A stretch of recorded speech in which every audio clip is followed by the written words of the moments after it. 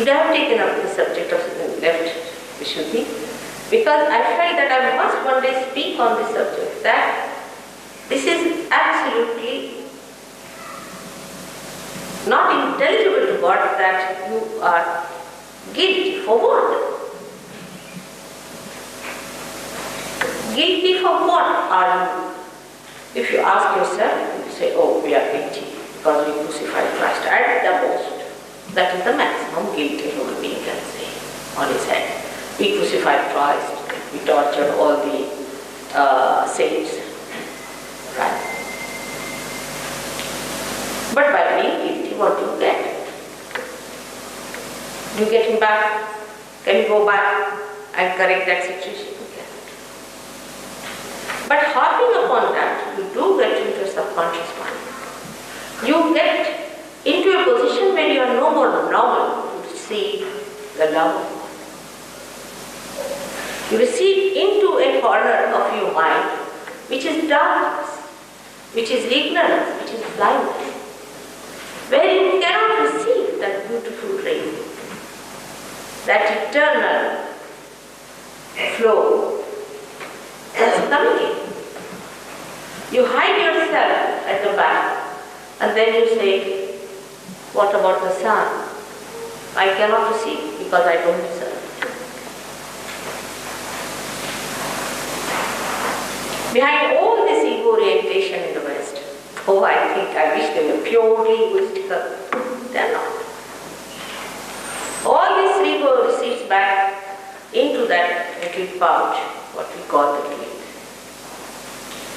You say something to someone, it's not saying that point, that stage, that I've said it, alright, I've said it and I take the responsibility, it's good. No. But you come back home and, I should not have said that.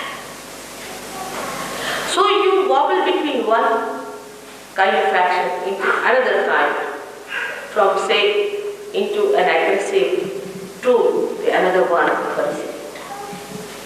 And this wobbling really is very, very troublesome. It can go on too much.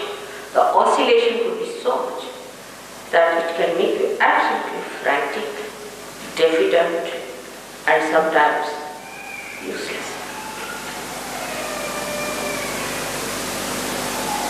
On the contrary, God wants to find human beings who are cheerful people, who are happy people, who are thankful to Him for His blessings.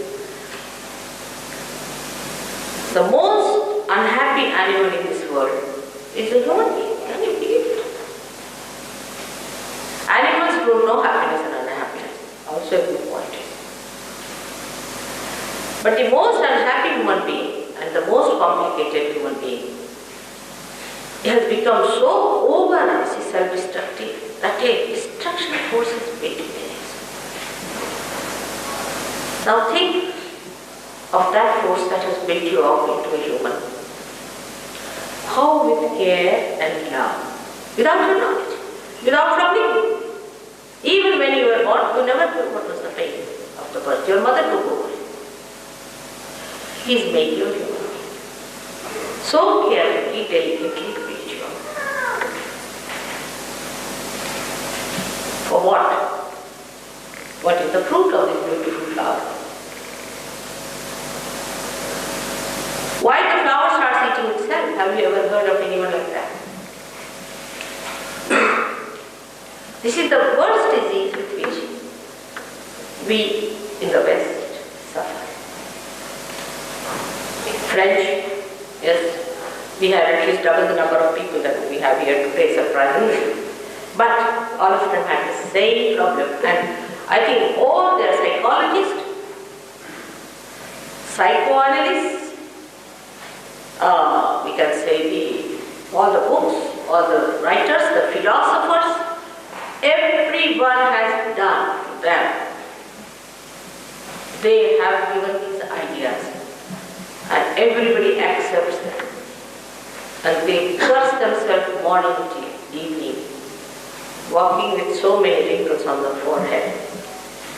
And you ask them, they will say, Mother, we are very unhappy. It's like asking unhappiness to come and decorate you.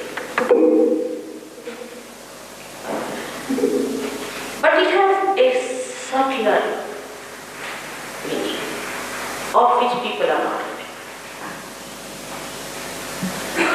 These are the times when you have to get your realization.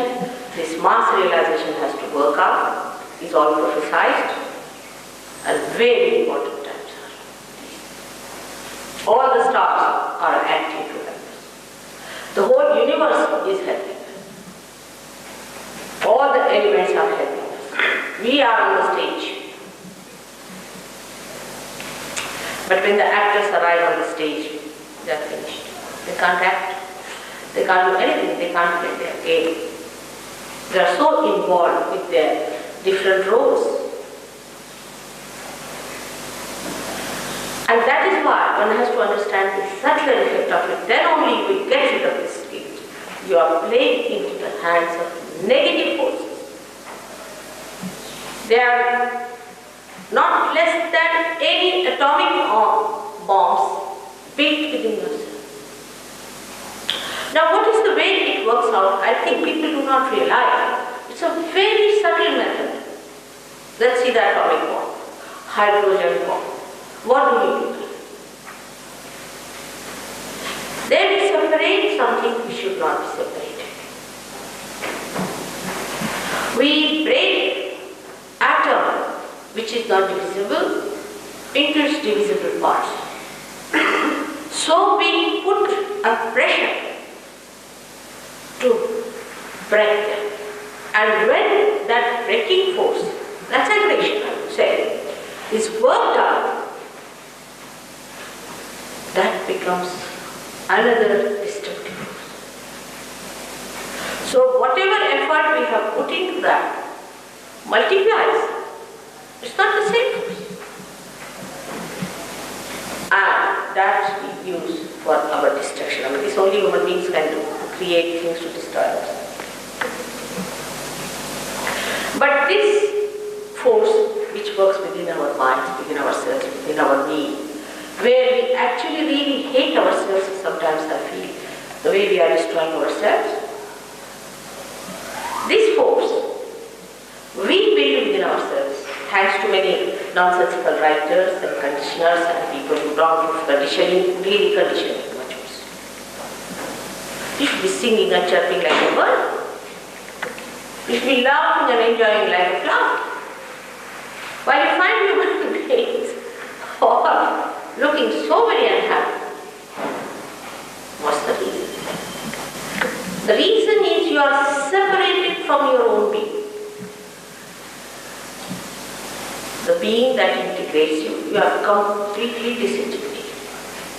When you disintegrate a hydrogen atom, you form a very big force weight into it. In the same way, you are integrating your being, your physical being on one side, your mental being on another side, your spiritual being on another side.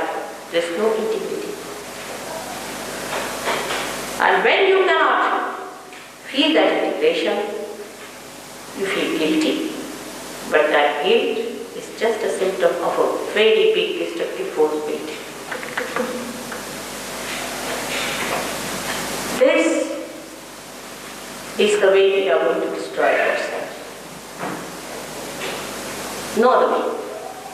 Our destruction is not going to come to us from outside. That can be controlled. It's going to come from within ourselves. Everything we do now, after disintegration, is further disintegration,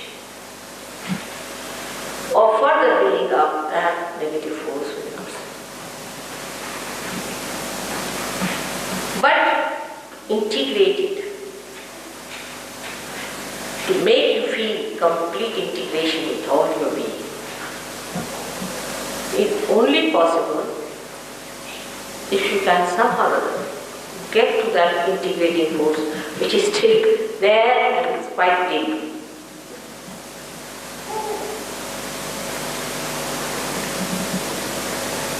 That's the last chance I would say now. That has to. the way the negative forces have set in motion, of which you may not be aware at all. You may not be aware. You don't know what darkness is there. And to fight it, what one has to do is to bring in that light of the Spirit, which integrates. The darkness already disintegrates. For example, there is complete darkness, all right? I can't feel you, I don't know who you are, where you are sitting. We are all separated. I can't see you, I don't know who you people are now. I wouldn't know where is the window, where is the door. I'll hold this and say this is the truth. All disintegrated. And disintegrated people always see aberrations, they see different things, different auras. So these forces are built within us of negativity when we go to the extremes of negativity. So in the Kundalini Shastra, we can say that the left and right side, when used too much, you build up these forces in the head of 11 rudras, the 11 destructive forces. A cancer patient develops it. But even before developing cancer, people can develop it. And there are so many things that can create this, that sometimes one would feel in this vicious circle that how are we going to patch up the whole sky? And there's only one thing that will save the situation, is self-realization. All other things are destroying, are absolutely confusing. But there's only one thing if you can do, it saves the whole. Like putting on the light, finished. But people don't understand the importance of self-realization, because some people ask me, what's the use of getting the full written plan? Now see the big canvas of the whole thing, the whole cosmos, energy of body. See what's happening to human beings today. And if they are to be saved, no use being unhappy. Like in France, they said you cannot, mother say you are a very happy person. So why? Because that means you are ignorant of the shocks. See? I have to say I am very unhappy. I have to bring some lights here to show that I am very deeply concerned, worried about the world. But what is the solution? You want me to weep like you only? Is that the solution? That if 10 people are weeping, you also join them weeping? Is that the solution? And the one and only method that we have, which is being already told and prescribed as we prophesied, nobody seeks it. No one seeks it. What is the destination? The destination is the Spirit. And today, the background is so black and so dark that this solution is the end of everything. But do we realize this? On the contrary, the vicious circle builds in within us all the time. Oh, see how the world is miserable. But how can I be happy? I'm so unhappy in life. I have yet to come across a person before realization saying that I am a happy person. Maybe ego-oriented, people might say I am happy, meaning my ego is, you see, if he goes in a swanky car or something like that, he's very happy on top of the world. After 10 minutes, you see him.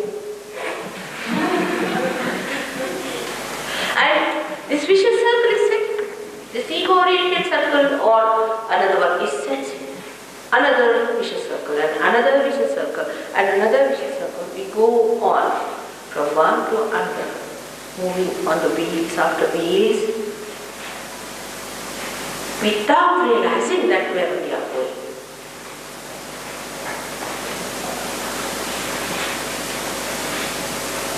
And this vicious circle has to be broken by one faith, by one understanding